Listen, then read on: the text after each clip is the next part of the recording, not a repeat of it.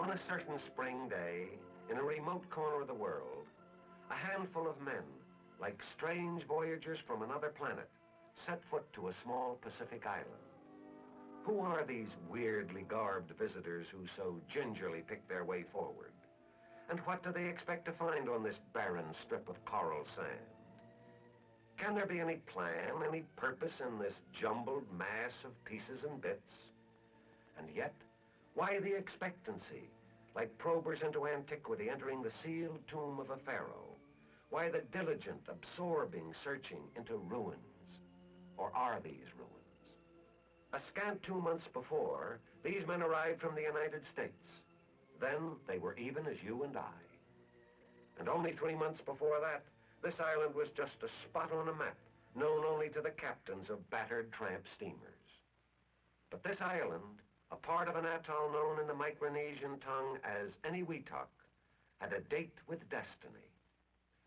7,500 miles away, the planners met and began to mesh the gears which are to change the face of the island. And so it is that tropical Enewetak comes to know the mechanical prowess of men who have changed many a similar island during the late Pacific War. For this was virgin land, and as always, since man first entered a wilderness, tangled and matted vegetation must be removed for working space, for elbow room. The surface is then rearranged into new patterns as machines first dig up, then level the coral soil. But simple flattening alone is not enough. Cement and tar are added to form a hard, level surface. Islands of our atoll now begin to assume the character of gigantic tabletops, bowing to the engineer's exacting transit. But there is more to come. Underwater obstacles are blasted. A causeway is built to link two islands. And mushrooming across the face of the atoll, a tent city for living quarters, Quonset huts for supplies. So the islands take the shape, the form of their planners. A native of this sun-baked area of the world would be amazed and bewildered at these strange doings. To an American, most of these things would seem routine, but there are some things not even he could explain. For what purpose these low cubes constructed of reinforced concrete oddly mixed with nuts and bolts? Why this tower in the middle of the lagoon? For what reason this underground cable? But most of all, why this steel giant dominant on the landscape? It is clear that this is not an ordinary island. This is not just another supply base, not just another landing strip. This tower rising in the sky, to be the holder of fissionable material, this zero tower, gives us the essential clue. This is an atomic island, a test island, a gigantic laboratory island. This, then, is the reason for the hard-packed sand, ready for test instruments, free of dust, clear of obstacles, like a porcelain tabletop in a physics laboratory. In a way, it seems strange indeed that a controlled scientific experiment should take place in a remote corner of the world. Why not the laboratories of the Atomic Energy Commission, or the laboratories of our colleges and universities, or even the New Mexico desert? Furthermore, why can't we cut down the amount of fissionable material and have a small atomic explosion? The scientific answer is simple. There is no such thing as a small atomic explosion. A definite known quantity, a specific critical mass is essential before a chain reaction will occur. All the laboratories and production plants of the Atomic Energy Commission contribute to the development of atomic energy and the manufacture of fissionable materials. The Los Alamos Scientific Laboratory develops the methods of using such materials in weapons.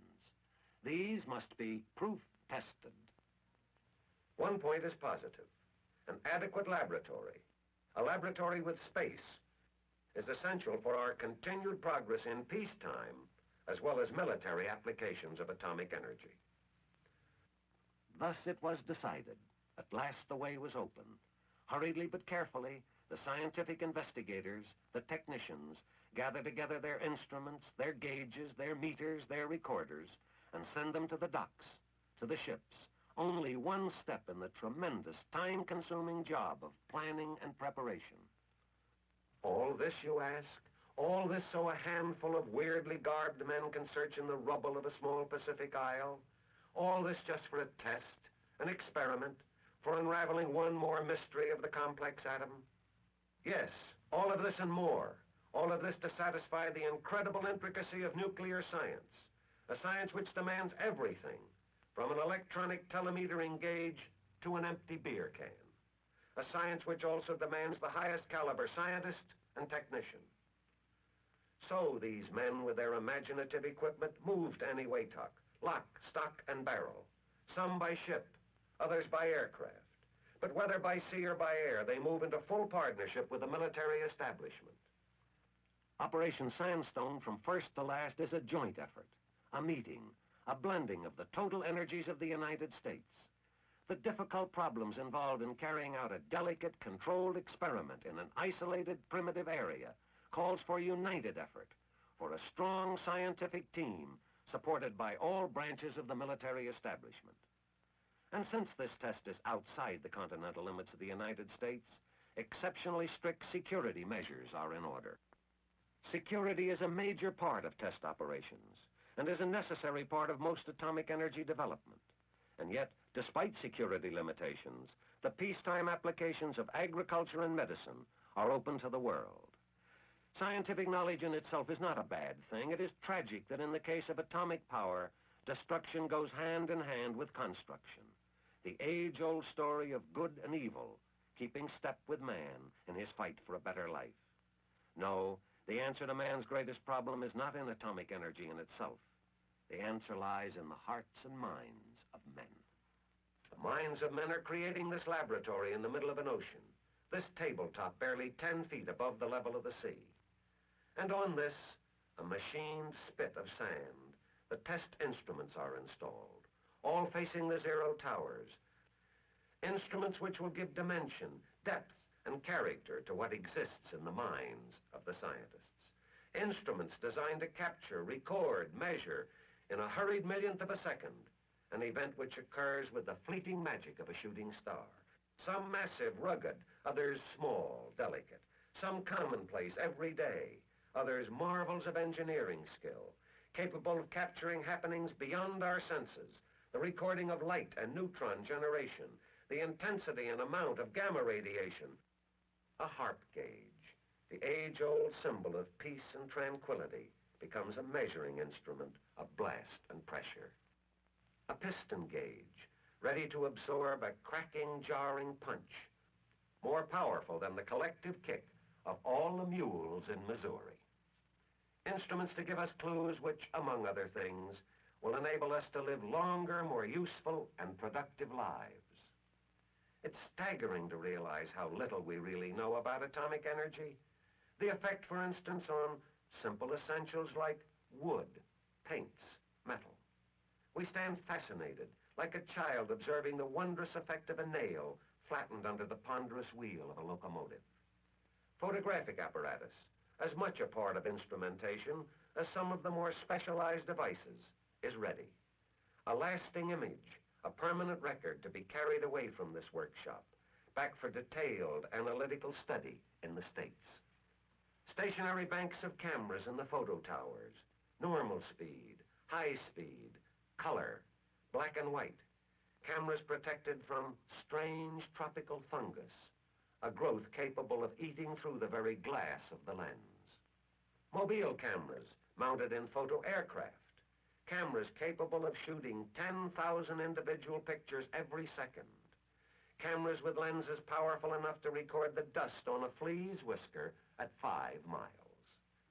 Operation Sandstone is to have the most complete photographic coverage in human history. And this is not strange, For this oversized workshop demands eyes which can see in all directions at the same time. The spread-out nature of the project also demands a communication system comparable to a modern, medium-sized city. As time draws close, communications become vital as the various workbenches of the laboratory are tied together. This is experimentation on a large scale, requiring finely coordinated effort. A technician at one location needs to know at a precise and given moment what another is doing 10, 15, or 50 miles away. Air, land, and sea linked together as one. If direct contact is necessary, light planes ferry scientists from point to point. These are the elevators of the Enewetak laboratory, the time savers. But time on Enewetak is only important in terms of weather. This, remember, is an open-air laboratory. No blower fans here, no fume hoods to diffuse and dispense the radioactive cloud. Here, nature dictates the terms, and man has to wait, keeping a continuous check on upper-air movements. At last, the signal is called. Only hours remain, and the men leave the island. Not just an island now, but an armed island, a zero island. Quietly, they take their leave. Without fuss or fanfare, they leave after 5 months of backbreaking effort. For a few, the men of science, a last-minute inspection, a last look at the instruments on which they pin their hopes, their dreams, their questions of the future. A final look before Zero Island becomes a deserted thing. A chamber is checked, a gauge is set, a timing station bolted, closed, sealed, so that even a wandering microbe cannot enter. Then they too leave. The open-air laboratory is ready. One might well wonder what Ben Franklin would say if he could see this. He with his paper kite and rusty key. Or Edison in his dusty attic, pondering over a few twisted wires. Yes, what would they have said? As the ships move out to safer waters, there is a vague, shadowy feeling among many that they, like medieval alchemists, have conjured up a potion far too powerful for mortal hands. But this is a feeling only of the moment. Underneath, all know that this is a controlled scientific experiment, that man has begun to master nuclear fission. This is simply a laboratory of the atomic age. Only minutes now. From a neighboring airfield, remotely controlled B-17s take off. Another tool for the scientists. Pilotless aircraft, ready to go where man dares not go, into the heart of the radioactive cloud.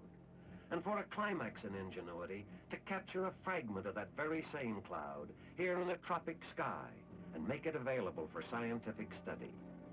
Such is only one of the marvels of organization of Operation Sandstone. Only seconds remain now. From the master control station on another island, switches are thrown. Sequence timers activated. Hundreds of measuring devices all over the atoll placed on a single time reference. And now, the 10,000 men who have created this laboratory out of nothing watch it being destroyed. They have to look. To watch. The chain reaction of atoms building up into powerful exploding energy is still something which grips the imagination, something which cannot be ignored. The sun of early morning highlights the atomic cloud as it drifts away from Enewetak. But the strange and mysterious ingredients in this cloud will not be lost. They have been captured and returned now to Earth, carried by the crewless but obedient drones. These flying guinea pigs are hot, radioactive.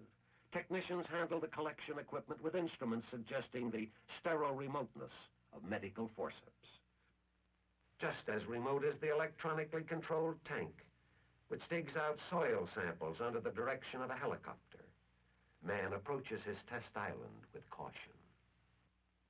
So this is how it came to be that on a certain spring morning in 1948, a handful of men dressed in impregnable clothing carefully poked through the rubble of an atom-blasted island. Men who search through ruins which hold something more than destruction.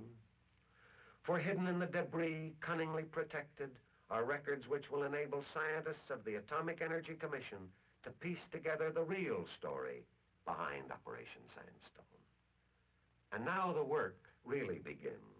The long, laborious task of assembling data, of making sure every scrap and tatter of evidence is sent to the laboratory ships or ferried back to the States. Some of the data collected will require months and perhaps years of study, of detailed analytical probing with slide rules, calculating machines, microscopes. But other analysis must be done here and now on the spot. Some of the results of nuclear fission have the characteristics of an open bottle of soda water, quickly dissipating into nothing. The results of Operation Sandstone, the produced tables, equations, charts, graphs, records, all of this compiled data will further point the way, will speed the development of atomic energy. But such knowledge comes not from paper and pencil alone. It comes out of controlled experimentation, out of deliberately creating a few microseconds of atomic light and sound. So it has been from the beginning. Trinity, Alamogordo, New Mexico, 1945. Operation Crossroads, Bikini, 1946. Able Day, Baker Day.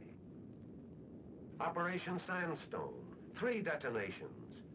These were fabricated releases of power, of energy locked up within the atom from the beginning of time, detonations rivaling the light and energy of the sun. The sun, to us the difference between life and death. It burns, stifles, dehydrates. But who would deny its warmth, its light, its beneficial radiation? So can it be with the energy man has created. The road is open, a road which may show us the cure for cancer, a road which may enable us to produce heat and power and new metals with atomic furnaces, new fuels, new ways to nourish the soil and correct vitamin and mineral deficiencies in the very food we eat. All this is possible, for ours is a twofold program. In the words of the President of the United States, I believe that our national policy for the vigorous development of atomic energy is sound. It is a balanced policy which makes us stronger from a military standpoint while at the same time promotes our peacetime goals. Yes, a balanced effort that will continue on and on until man, delving now into a basic secret of the universe, learns to control atomic energy for his own welfare, his own good. This can be our gift to generations yet unborn. In the long perspective of human history, Operation Sandstone may well have been Operation Milestone.